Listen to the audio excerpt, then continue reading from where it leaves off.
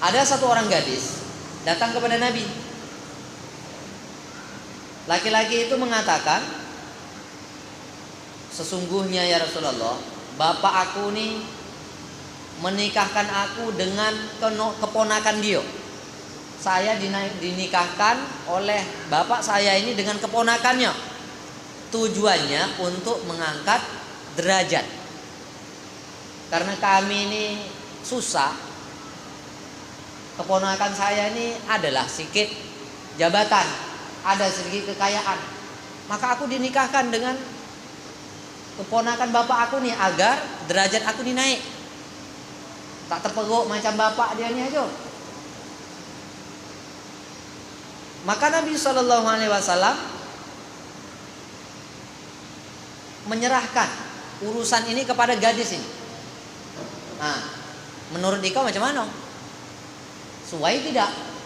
Menurut Dika macam mana nih? Nabi menyerahkan keputusannya kepada gadis ini.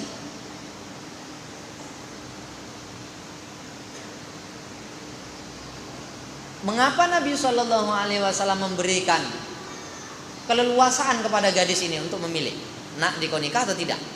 Itu keputusan Dika. Mengapa Nabi memberikan kewenangan yang kuat seperti ini, kelonggaran yang seperti ini? Karena Nabi SAW ingin memberikan pengajaran bahwa keputusan untuk menikah itu bukan keputusan bapaknya. Keputusan untuk menikah satu orang gadis itu bukan keputusan atas mak bapaknya, keluarganya, bukan, tapi keputusan dirinya sendiri. Maka ketika itu wanita itu memutuskan untuk menikah dengan keponakannya yang diusulkan oleh bapaknya. Memang bapaknya memberikan calon, kamu menikah dengan ini, alasannya agar derajat kamu naik. Datang dia kepada Nabi SAW memberitahu hal itu. Nabi menyerahkan bulat-bulat kepada gadis ini. Menurut pendapat kamu bagaimana? Jadi Nabi memberikan keluasan agar yang memutuskan nikah atau tidak nikahnya adalah pribadi wanita itu sendiri. Jadi kita hanya memberikan pengertian-pengertian saja.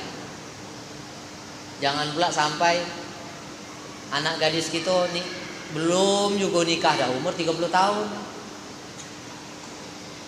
Atau umur sampai 40 tahun dah belum menikah juga. Kita bio tidak, kita berikan pengertian.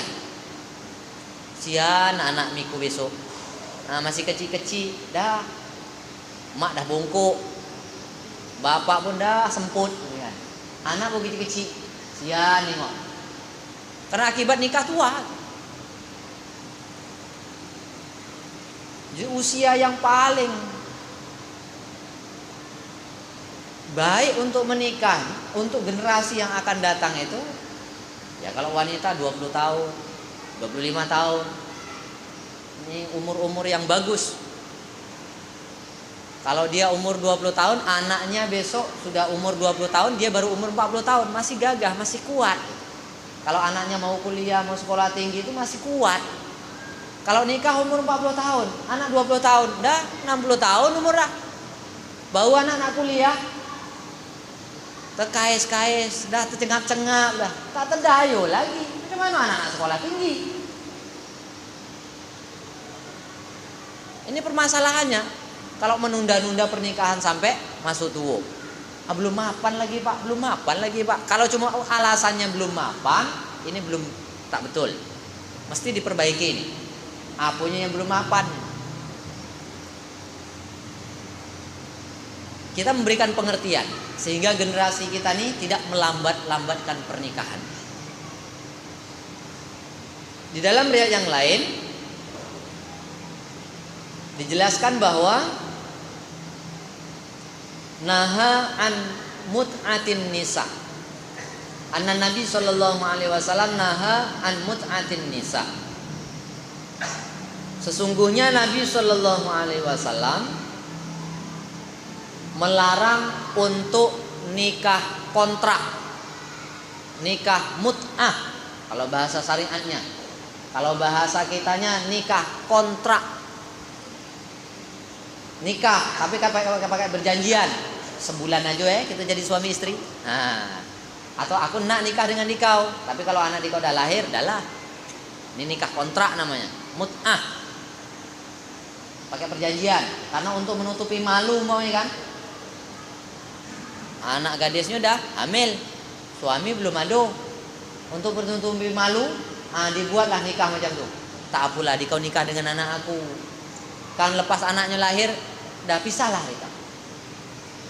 Ini namanya nikah mut'ah. Tidak sah nikahnya. Nikah kontrak pakai jangka waktu.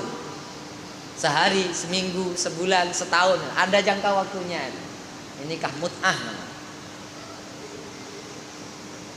Wal amal ala hadza inda ahli ilmi min ashabin Nabi sallallahu alaihi wasallam wa ghairihim. Hadis ini dijadikan pegangan untuk beramal oleh ulama-ulama terdahulu, oleh para sahabat radhiyallahu anhum dan orang-orang pengikut setelah mereka.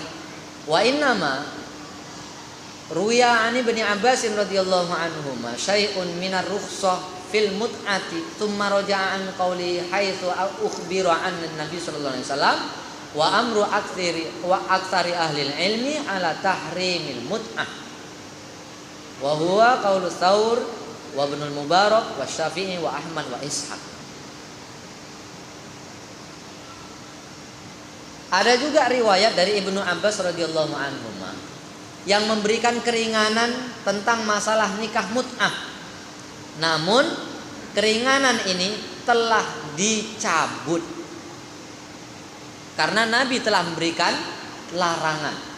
Pada awalnya, pada awal-awal Islam, nikah mut'ah itu, nikah kontrak itu boleh dalam Islam pada awalnya.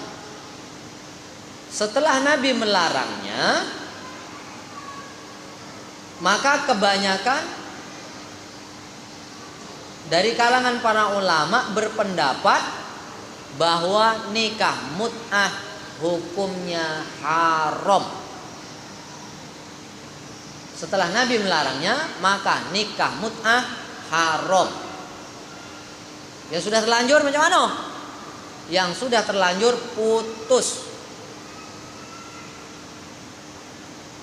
Yang sudah terlanjur putus. Kalau aku suka dengan budak itu macam mana? Nikah balik. Karena nikah mut'ah itu haram. Inilah yang dipegang oleh Imam Ats-Tsaur, Ibnu Mubarak, Imam Syafi'i, Imam Ahmad bin Hambal, Imam Ishaq. Jadi ulama-ulama telah menyepakatinya tentang nikah mut'ah itu haram. Tak sah nikah. Jadi nikah ecek-ecek aja, main pondok. Bengak-bengak namanya. Walaupun rukun nikahnya semua dikerjakan, tapi Nabi melarangnya. Sehingga para ulama menyepakati hukumnya haram. Tidak boleh dilakukan oleh umat Islam. Di dalam riwayat yang lain, An Ibnu Abbas qala innama kanat mut'ah fi awalil Islam kana ar-rajulu yaqdamul baldata laisa lahu biha ma'rifah fa yatazawwajul mar'ah biqadri ma yara annahu yuqimu fatahfazu lahu muta'ahu wa tuslihu lahu syai'ahu hatta idza nazalatil ayah illa ala azwajihim aw ma malakat aymanuhum. Qala Ibnu Abbas fa kullu farjin siwa hadaini fa huwa haram. Kata Ibnu Abbas, mut'ah itu memang pernah, nikah mut'ah itu, nikah kontrak itu memang pernah dibolehkan pada awal Islam. Ada satu orang yang datang dari negeri yang jauh, yang pada waktu itu belum tahu lagi tentang hukum nikah mut'ah. Maka dia menikahlah dengan wanita itu dengan jangka waktu yang disepakati. Dia tinggal di situ. Ya, dia gunakan wanita itu seperti mana istrinya. Sampailah Allah Subhanahu wa taala menurunkan ayat illa ala azwajihim aw ma malakat aymanuhum. Jadi farji seseorang itu kemaluan seseorang itu, kelamin seseorang itu diharamkan kecuali pada istrinya dan budaknya. Selain itu haram. Jadi ini memang tidak diperkenankan dalam Islam secara mutlak.